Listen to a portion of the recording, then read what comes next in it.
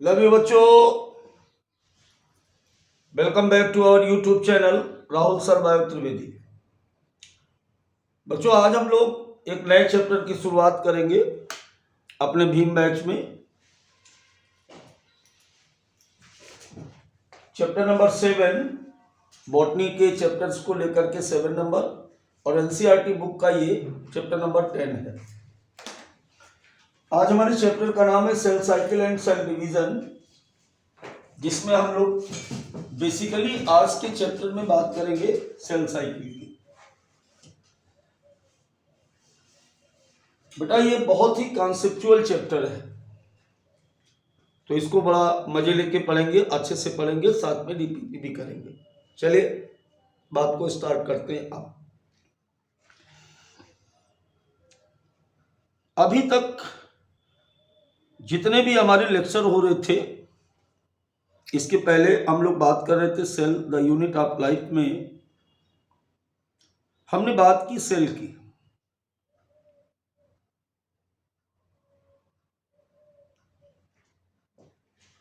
किसकी बात की? हम लोगों ने सेल की बात की। और इसमें क्या बात की? सेल कैसे बनी होती है, कितने प्रकार की होती है, प्रोकैरियोटिक यूकैरियोटिक सेल्स के अंदर घुस के गए, उसके अंदर के सारे न्यूक्लियस से लगा करके सारे सेल ऑर्गेनेल्स के बारे में स्टडी की। आज हम लोग बात करेंगे सेल डिवीजन की।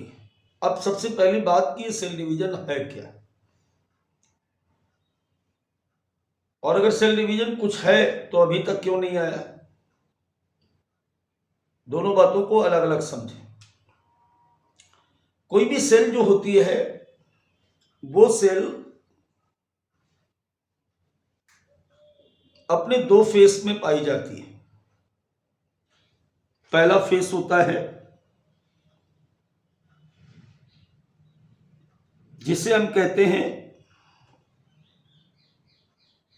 Metabolic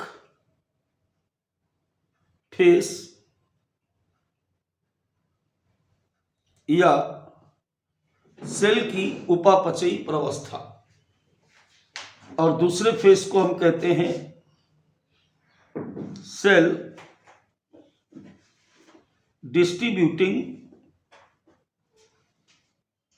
face.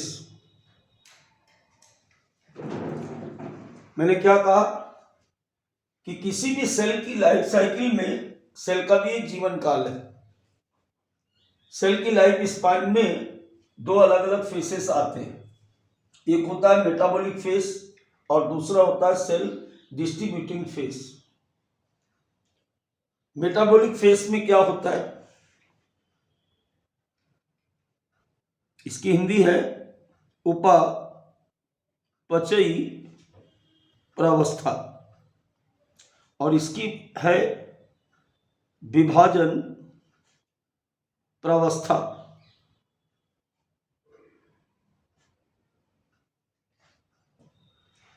उपापचयी प्रावस्था में सेल अपने आप को जीवित रखती है, अपने लिए अथवा शरीर के लिए ब्रेकिंग और मेकिंग रिएक्शन करती है। इस ब्रेकिंग और मेकिंग रिएक्शन का क्या मतलब है? उपापचयी क्रियाएं करती है और इस समय ये संगठनात्मक और विखंडनात्मक अभिक्रियाओं के फलस्वरूप नए प्रोडक्ट को बनाती है और जीवित रहती है। अब दूसरी बात आती है विभाजन प्रावस्था, सेल डिस्ट्रीब्यूटिंग फेस। बच्चों, आपको याद होगा सेल चैप्टर में एक लाइन हम लोगों ने पढ़ी थी कि सेल प्रिंसिपल में एक लाइन रुडोल्फ विर्चो ने जोड़ी। क्या जोड़ी? कि all new sales comes from pre existing cells. याद करो जरा इस बात को, याद आ जाएगा आपको। एक बात यहां पर जोड़ी गई, all new cell comes from pre-existing cell. क्या मतलब हुआ इस बात का कि शरीर में जितनी भी नई सेल्स आती हैं वो पुरानी कोशिकाओं के विभाजन के फलस्वरूप आती हैं। ये एक नई बात रुडोल्फ विर्चो ने जोड़ी। बात भी सही है। जब हम लोग पैदा हुए तो बहुत छोटे छोटे थे, आज आप इतने बड़े बड़े हो गए, तो इतने बड़े आप कैसे हो गए? जो पैदा होने के समय आपके शरीर में सेल्स थी, वो सेल्स लगातार विभाजित हुई और उनसे नई कोशिकाएं बनती गई और आप इतने बड़े हो गए। यानी कोई भी नई कोशिका जो आती है शरीर में, वो पहले से उपस्थित कोशिकाओं के विभाजन के फलस्वरूप बनती है। एक बात और, इसके बाद आगे की बात करेंगे। वो बात यह है कि सेल एक समय में केवल एक ही फेज को कंप्लीट करती है।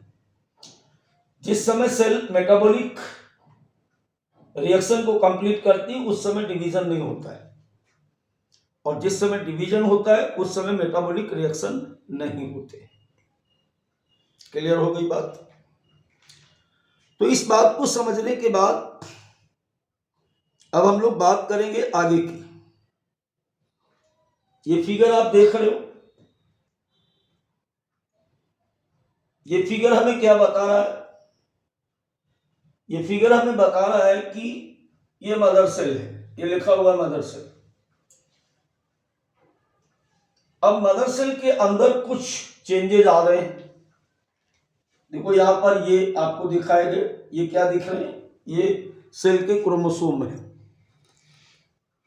ये क्या है? ये क्रोमोसोम है। यहां पर ये डुप्लीकेट हो रहे हैं, ये लिखा हुआ डीएनए रेप्लिकेशन या क्रोमोसोम रेप्लिकेशन भी कह सकते हो। धीरे धीरे कई सारे चेंजेस आ रहे हैं और चेंजेस आने के बाद एक मदर सेल दो डॉटर सेल्स में डिवाइड हो गई। इस घटना को हम कोशिका विभाजन कहते हैं। कहने का मतलब क्या था कि cell division is defined as a process in which a single cell or single parent cells divide into daughter cells। कोशिका विभाजन एक ऐसी घटना है जिसमें एक मात्र कोशिका कई सारे परिवर्तनों के फलस्वरूप दो पुत्री कोशिकाओं में बदल जाती है। क्लियर हुई बात? दोबारा से सुनो। Cell division is defined as a process in which a single parent cells divided into daughter cells। कोशिका विभाजन एक ऐसी घटना है जिसमें पहले से उपस्थित कोशिका, जिसे मदर सेल मातृ कोशिका कहते हैं, वो कई सारे परिवर्तनों के फलस्वरूप दो डॉटर सेल्स में बदल जाती है, दो पुत्री कोशिकाओं में बदल जाती है। क्लियर हो गया क्या हो रहा है? छोटी सी बात है। मदर सेल डिवाइडेड इन या divide in two daughter sales.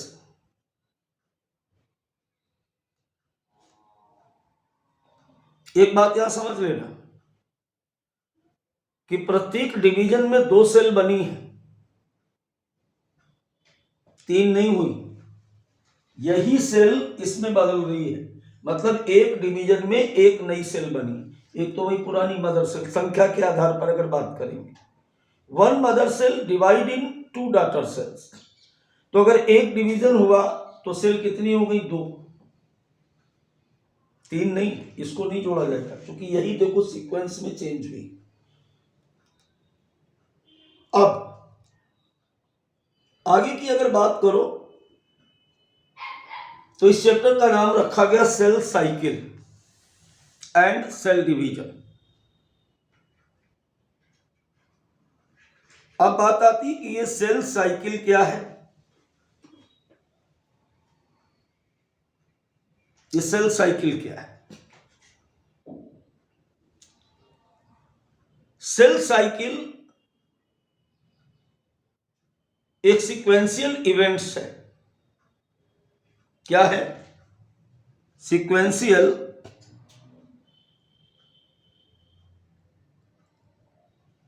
Events है। सीक्वेंस का मतलब लगातार, धारावाहिक। इवेंट्स का मतलब घटना, एक धारावाहिक घटना है।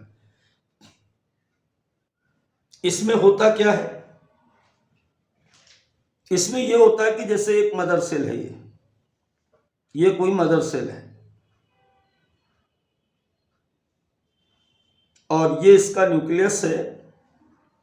न्यूक्लियस के अंदर ये इसका जीनोम है, ये जीनोम है। यहां पर कितना जीनोम? मैंने एक ही क्रोमोसोम बनाया। अब ये क्या होगा? अगले इवेंट्स के अंतर्गत सबसे पहले इस सेल का जीनोम डुप्लीकेट हुआ। यहां पे हम लिख देते हैं जीनोम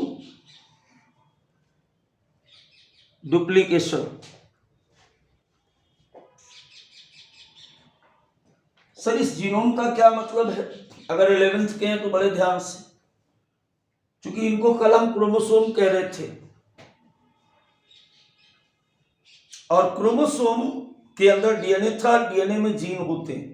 तो कॉमनली इस पार्ट को, जो डीएनए से रिलेटेड पार्ट होता है, उसको जीनोम बोल देते हैं। 12th के हो और अगर टारगेट के बच्चे हो, 12th पास आउट हो, तो तुम्हें जीनोम बताने की जरूरत नहीं है। जितना भी हैप्लॉइड डीएनए मटेरियल्स होता है उसको बेटा हम जीनोम कहते हैं। और एक चीज देखो यहां पर, क्या देखना है यहां पर कि इसके अंदर ये कई सारे सेल ऑर्गेनेल्स होते हैं। सेल ऑर्गेनेल्स कितने बनाए? अभी हमने यहां पर 3 बनाए। जीनोम कितना बनाया? 1 बनाया। यहां पर क्या जीनोम 2 हो गया, और साथ ही साथ जो सेल ऑर्गेनेल्स थे ये भी डुप्लीकेट हुए। ऐसे synthesis of other constituents, NCERT लिखती। ये अदर कॉन्स्टिट्यूएंट्स का मतलब यहां पर क्या है? अदर कॉन्स्टिट्यूएंट्स का मतलब यहां पर सेल ऑर्गेनेल्स या कोशिका के अंदर जो भी पदार्थ है वो भी डुप्लीकेट हुआ। अब देखिए इसके बाद क्या हुआ। अब ये सारा मटेरियल अलग अलग सेल में चला गया। 3 इसके पास चले गए, 3 इसके पास चले गए, और जीनोमेटिक मटेरियल्स जो था वो भी आधा आधा चला गया। फाइनली 1 मदर सेल डिफरेंशिएटेड इन 2 डॉटर सेल्स। तो अभी क्या था यहां पर? ये 2 डॉटर सेल्स बन गई। इनका नाम क्या है? Daughter cells. फिर ये डॉटर सेल मदर सेल में चेंज हो जाएगी ऐसे। अब बात समझ में आई कि सेल साइकिल वास्तव में कुछ नहीं, कोशिका विभाजन के समय घटित होने वाली विभिन्न प्रकार की घटनाओं का एक क्रम है। और इस क्रम के अंतर्गत 2 बातें हों। एक तो कोशिका का समस्त डीएनए मटेरियल, क्रोमोसोम, जीनोम जो भी कह लो, वो डुप्लीकेट हुआ। सेल ऑर्गेनेल्स डुप्लीकेट हुए और बाद में पूरे एक दूसरे से अलग अलग हो गए। तो ये थी केवल सेल साइकिल की परिभाषा, डेफिनेशन ऑफ सेल साइकिल। आप पूरी बात को समझ पाए। अब ध्यान रखना तुरंत बंद। अब इसमें जो है बेटा कुल मिलाकर के क्या क्या हुआ, जरा स्क्रीन पर देखेंगे हुआ क्या क्या। इसमें जो आने वाले इवेंट्स थे, इसमें हुआ सबसे पहले सिंथेसिस ऑफ डीएनए।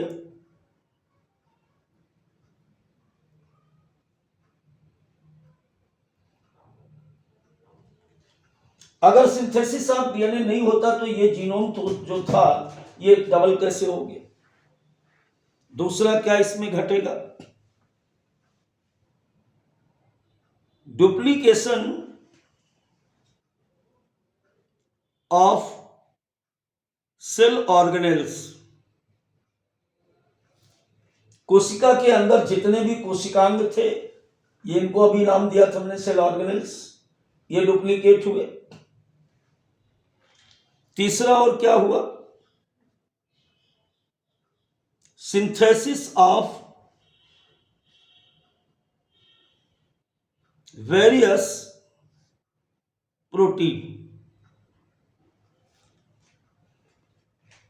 तो इस पूरे सीक्वेंशियल इवेंट्स के अंतर्गत 3 घटनाएं होती हैं, जीनोम का डुप्लीकेशन, सेल ऑर्गेनेल्स का डुप्लीकेशन, और इन दोनों को बनाने के लिए विभिन्न प्रकार की प्रोटीन का synthesis. I think my point is clear now. अब बेटा हम लोग बात करेंगे फेसेस ऑफ सेल डिवीजन, कोशिका विभाजन की विभिन्न प्रकार की प्रवस्थाओं को डिटेल में स्टडी करेंगे। यहां पर आप ये फिगर देख रहे हो बेटा, इसमें 2 बातें अलग अलग दिखाई गई। इसका जो फर्स्ट फेस है ये इसका फर्स्ट फेस है, और इस फर्स्ट फेस को हम कहते हैं इंटरफेस। इंटरफेस का मतलब है प्रवेशावस्था,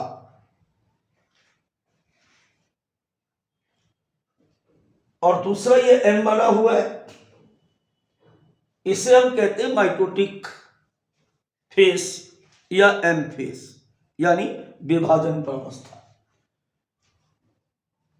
इंटरफेस और एम फेस, या इसको हम कहते हैं आई फेस और एम फेस, ये किसी भी सेल डिवीजन की 2 मेन फेसेस हैं, इंटरफेस और एम फेस। इंटरफेस में क्या होता है, कोशिका विभाजित नहीं होती, इस फेस के अंतर्गत सेल जो होती है वो अपने आप को विभाजन के लिए तैयार करती है, प्रिपेयर करती है, डिवीजन नहीं होता है, इसीलिए इसका नाम रखा गया प्रवेशावस्था।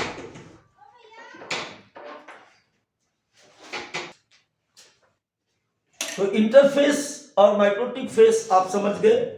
एक में सेल अपने आप को क्या करेगी, डिवीजन के लिए रेडी करेगी, प्रिपेयर करेगी, और दूसरी फेस में डिवाइड होगी। पार्टी में जाएंगे तो पार्टी में जाने से पहले क्या होता है, एक फेस होता है जिसमें आप अपना मेकअप करते हो, जाने की तैयारी करते हो, और दूसरा पार्टी में जाकर एंजॉय करते हो। Just like during cell division, interface और एम फेस। चलिए नीट की तरफ चलते हैं। अब इसमें पूछा क्या जाएगा अबाउट द इंटरफेस। पहला पॉइंट है कि इंटरफेस एक लंबी प्रावस्था है, इट्स लॉन्ग। इट्स लॉन्ग का मतलब क्या हुआ कि 95% जो टाइम होता है सेल डिवीजन का वो इस फेस में लगता है। एम फेस में पूरे सेल डिवीजन का 5% समय लगता है। क्लियर हो गई बात। दूसरी बात क्या लिखी है, इट्स नॉन डिवाइडिंग फेस। मैंने पहले ही कहा कि ये रेस्टिंग फेस है, ये प्रिपेयरिंग फेस है, यहां पर विभाजन नहीं होता है।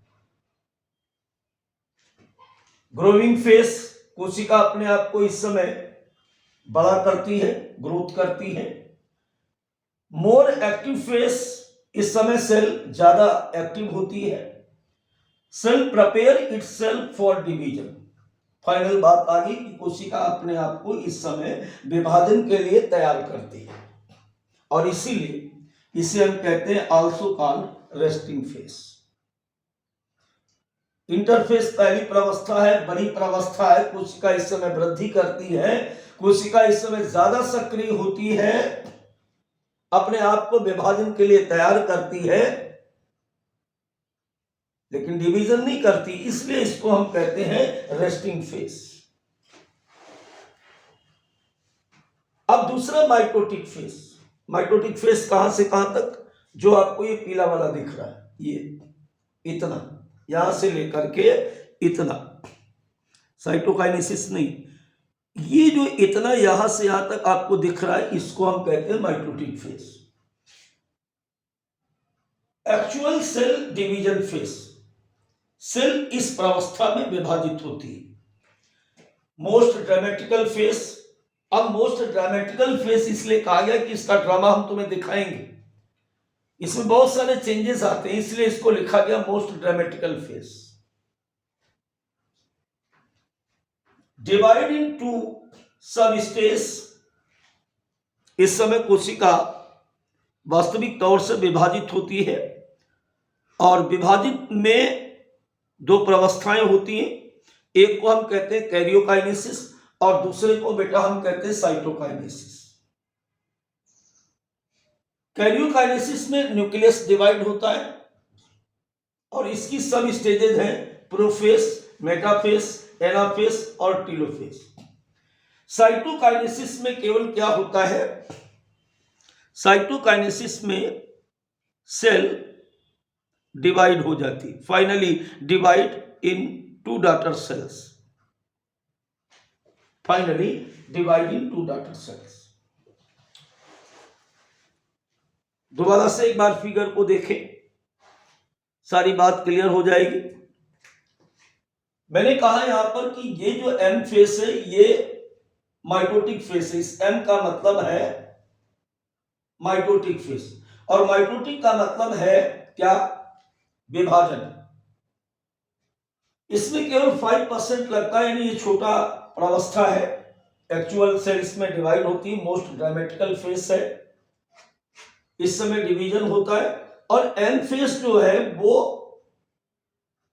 1, 2, 3, 4 अलग अलग फेसेस में कंप्लीट होता है, जिनको क्रमशः हम प्रोफेस, मेटाफेस, एनाफेस और टीलोफेस कहते हैं। जबकि आई फेस की बात करें या इंटरफेस की बात करें तो इंटरफेस में भी सब स्टेजेस हैं, G1 फेस, S फेस और G2 फेस।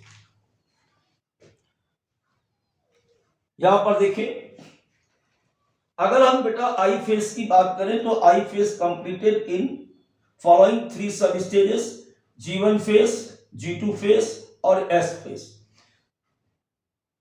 अगर हम एम फेस की बात करें तो एम फेस में 2 सब स्टेजेस हैं, कैरियोकाइनेसिस और साइटोकाइनेसिस। कैरियोकाइनेसिस में फिर से 4 सब स्टेजेस हैं, प्रोफेस, मेटाफेस, एनाफेस और टीलोफेस। चलिए आज हम लोग बात करेंगे किसकी? आज हम लोग बात करेंगे इसके आगे। अब यहां पर एक नोट पर ध्यान दें। These events are themselves under genetic control. कोई भी सेल डिवीजन अनियंत्रित नहीं होता है। जैसे आपके जीन होंगे उसी के आधार पर सेल डिवाइड होंगी, उनकी संख्या तक फिक्स होती है। इसीलिए कोई भी व्यक्ति ओवर ग्रोथ नहीं करता है, ना शॉर्ट ग्रोथ करता है। एक फिक्स है, उसके अंतर्गत उसके सभी ऑर्गन ग्रोथ करते हैं, क्योंकि वहां पर नंबर ऑफ सेल फिक्स होती है।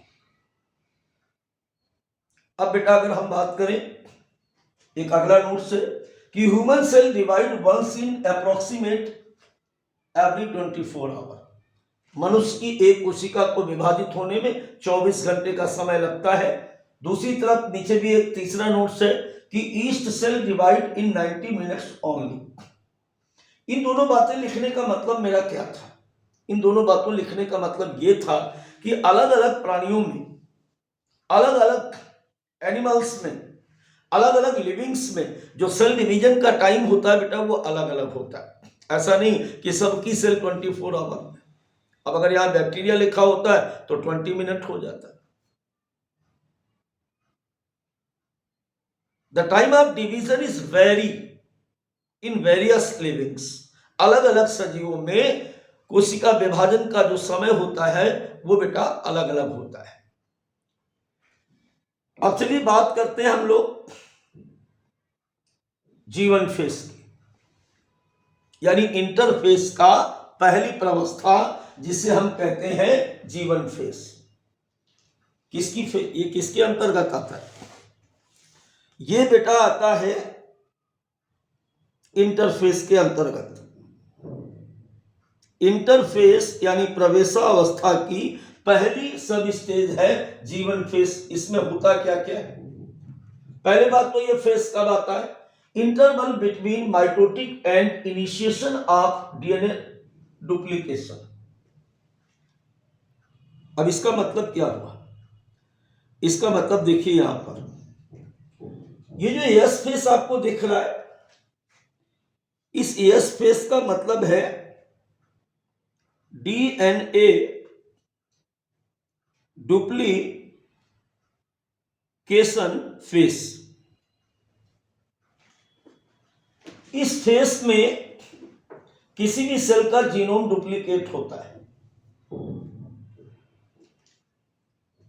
और जीवन इसके और इसके बीच की प्रावस्था है। किसके किसके बीच? एन फेस और डीएनए डुप्लीकेशन के बीच की प्रावस्था होती है। यही बात यहां पर लिखी गई कि interval between mitotic and initiation of DNA duplication, यानी माइटोटिक फेस और एस फेस के बीच में जो फेसेस आता है उस फेस को हम जीवन फेस कहते हैं।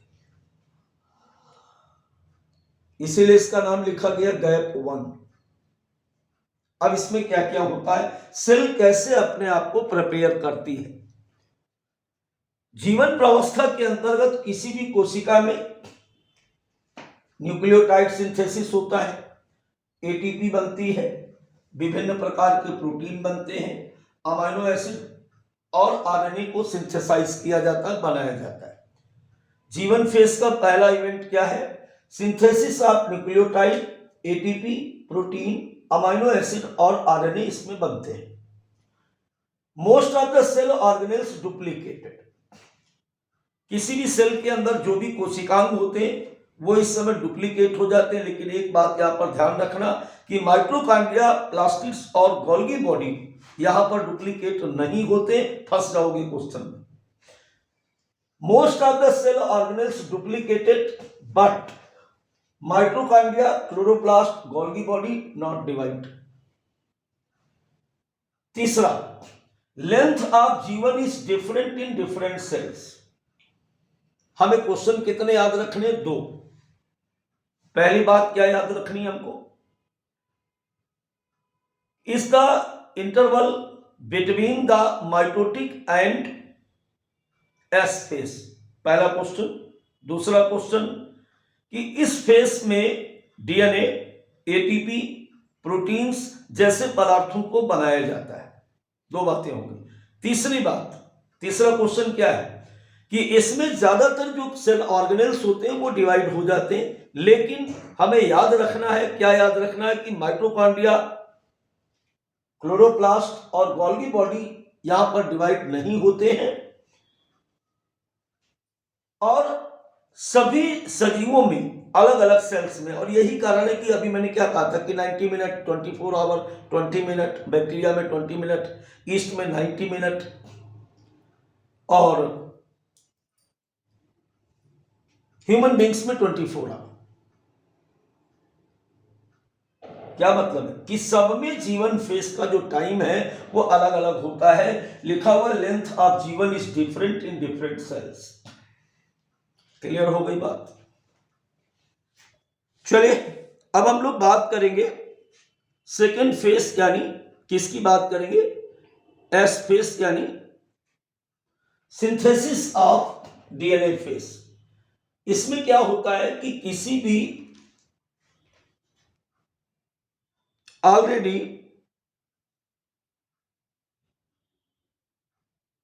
आप इसको मेरे सामने मैं तुम्हें बना के दिखाता हूं, पहले से बना हुआ ठीक नहीं लगेगा। चलो इसको इरेज करते हैं पहले। जी सर।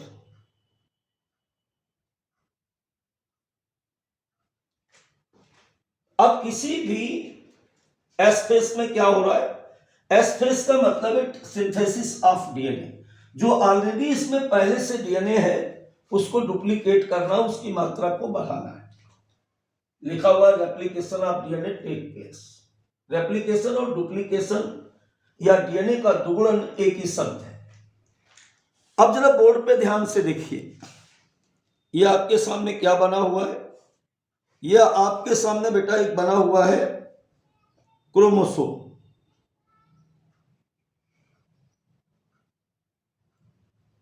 यह क्रोमोसोम बना है।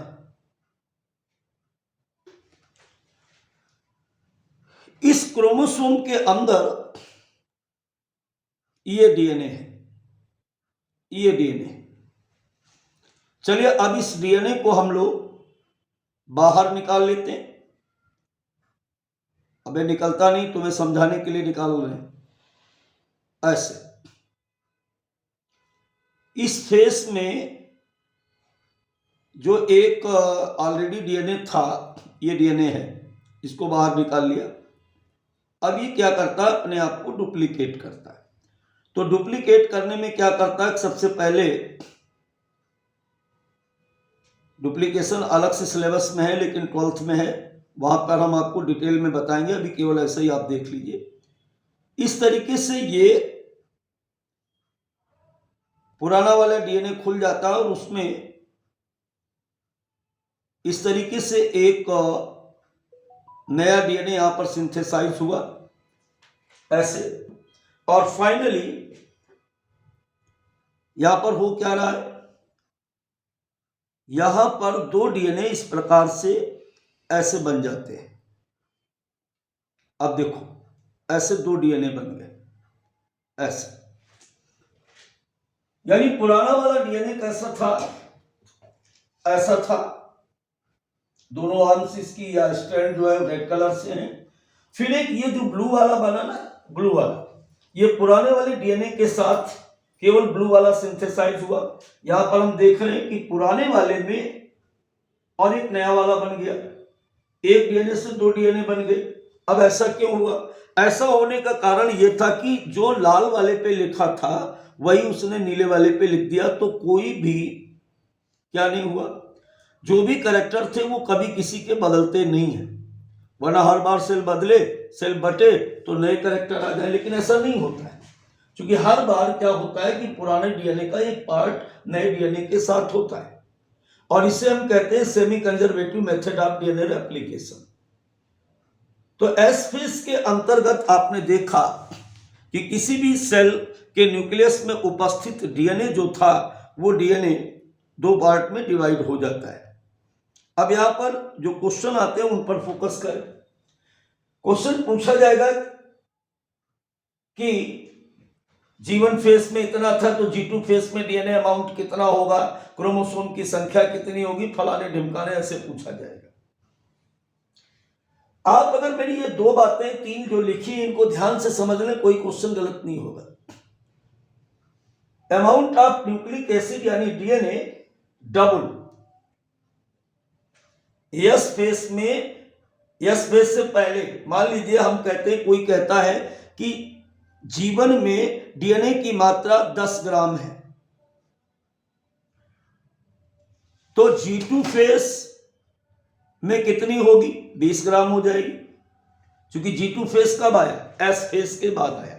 अब अगर कोई पूछ दे आपसे कि एस फेस में कितनी हो जाएगी, तो एस फेस में डबल हो जाएगी, 20 ग्राम हो जाएगा। G2 में कितनी हो जाएगी, 20 ग्राम हो जाएगी, राइट। लेकिन amount number of chromosome same. अब ये वाली बात क्या है, देखो यहां पर क्या हुआ, यहां पर आप क्रोमोसोम को ऐसे देख रहे हो, एस फेस के बाद क्रोमोसोम का शेप चेंज हो जाएगा। एस फेस के बाद जो क्रोमोसोम का शेप होगा वो कैसा हो जाएगा, एस फेस के बाद क्रोमोसोम ऐसे दिखेगा, इस तरीके से, ऐसे दिखा। एक सेकंड, जगह कम पड़ गई भाई, ऐसे ऐसे बना लेते। अब ये आपको ऐसे दिख रहा है, ज्यादातर जगह पर क्रोमोसोम एक्स फॉर्म में इसीलिए बना होता है। अब इसमें डीएनए कितना है? इसमें जो डीएनए है वो इस तरीके से डबल है, 1 और 2। यहां पर ऊपर कितना था? 1 ही था कि नहीं था? यहां पर डीएनए का अमाउंट कितना हो गया? डबल हो गया पहले से। लेकिन क्रोमोसोम कितना है? यहां भी 1 ही था, यहां भी 1 ही है।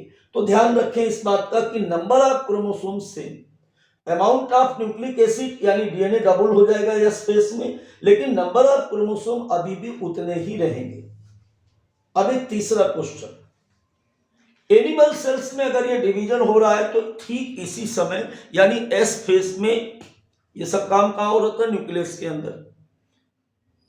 एनिमल सेल अगर डिवाइड हो रही तो एनिमल सेल्स में यहां पर एक नया इवेंट्स होगा। अब वो नया इवेंट्स क्या होगा कि साइटोप्लाज्म में जो सेंट्रियोल होता है वो भी इस समय डिवाइड होगा।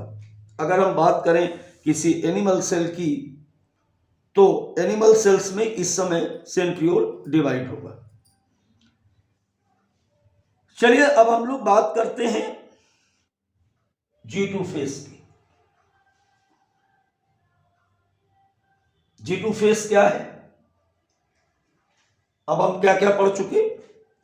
हम G1 पढ़ चुके, हम S पढ़ चुके, अब हम आए G2 फेस में। G2 फेस का मतलब है गैप 2। इस समय tubulin protein synthesis take place.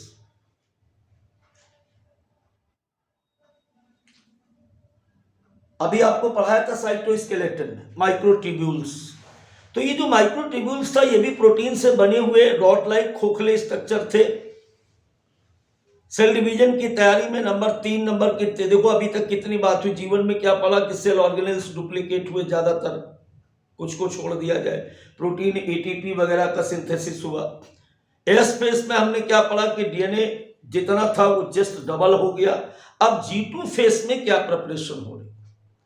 G2 face में जो प्रिपरेशन हो रही है उसमें ट्यूबुलिन प्रोटीन बनेगी, माइटोकॉन्ड्रिया, गोल्गी बॉडी, क्लोरोप्लास्ट बटेंगे जो पहले नहीं बटे थे, अब बटे, G2 में बटे, जीवन में नहीं बटे थे।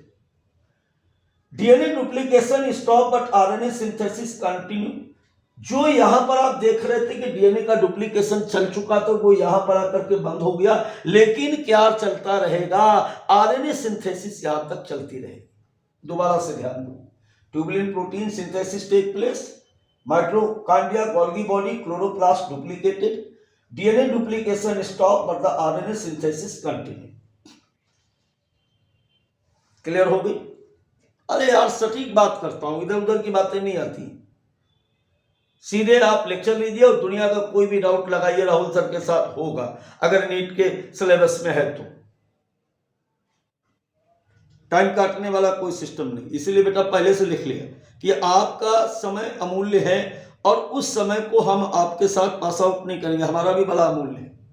हाँ, तो टाइम बर्बाद करने वाला सीन नहीं। चलो बातें नहीं करते, वापस चले। अब एक एनसीईआरटी ने G0 की बात की। अब जी का मतलब तो ग्रोथ हो सकता है, जी का मतलब यहां पर हो सकता है गैप हो सकता है, 0 का मतलब यहां कुछ नहीं होगा। इस फेस में सेल क्या हो जाती है? देखो, नॉन डिवाइडिंग सेल्स इंटर इन क्विसेंट स्टेज या शांत क्षेत्र।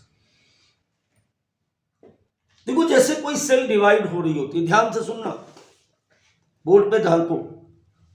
जैसे एक सेल है ये, अब ये सेल डिवाइड हुई, 2 सेल बन गई। आगे ये सेल डिवाइड होगी या नहीं होगी ये जीन तय करेगा। अगर डिवाइड होनी है तो डिवाइड होती रहेगी, नहीं होनी है तो अब ये रेस्ट करेगी। तो जिस फेस में कोई भी सेल डिवाइड नहीं होती है उसे हम कहते हैं G0 face, non dividing cells face या क्यूसेंट स्पेस, एक ही बात है।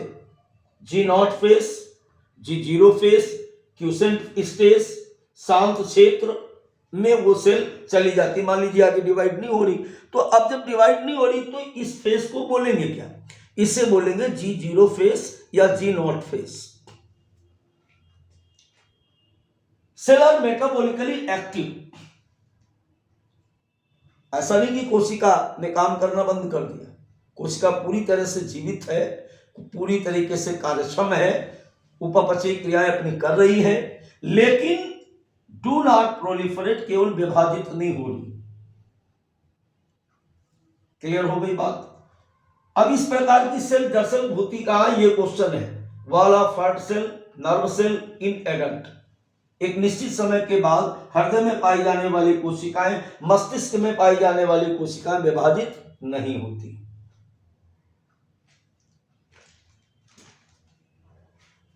मतलब G0 और the G0 face after certain, ये सारी कोशिकाएं G0 फेस में चली जाती।